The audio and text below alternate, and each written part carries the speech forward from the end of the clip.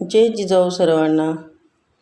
नवीन वर्षाच्या सुरुवातीला एक ऐतिहासिक ठिकाणी जाण्याचा सुंदर योग घडून आला. बरेच दिवसाची इच्छा, स्वप्न ते पूर्ण झाले.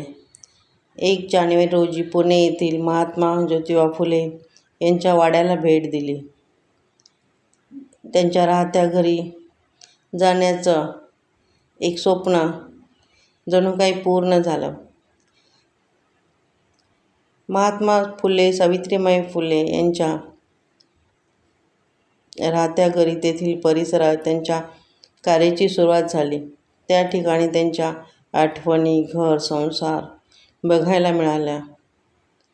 आपण एक वैचारिक विचारधारेचे आहोत याचा अभिमान वाटतो.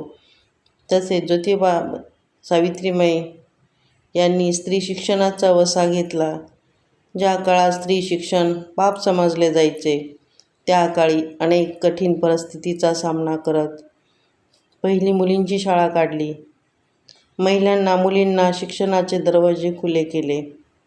आज आपण या दोघांमुळेच आहोत.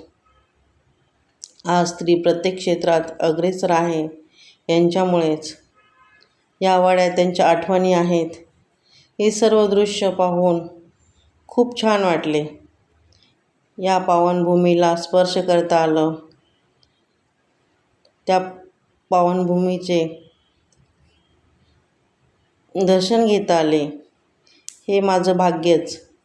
त्या काळी त्यांनी हाल सोसले, त्रास सहन केला, म्हणून आपल्याला अभिमानाने जगता येत आहे.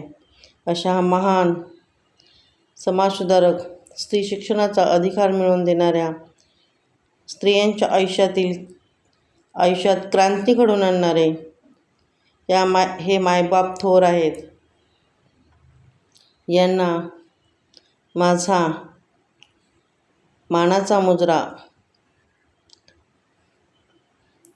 जय जिजाऊ, जय सावित्री, जय क्रांती, जय महाराष्ट्र.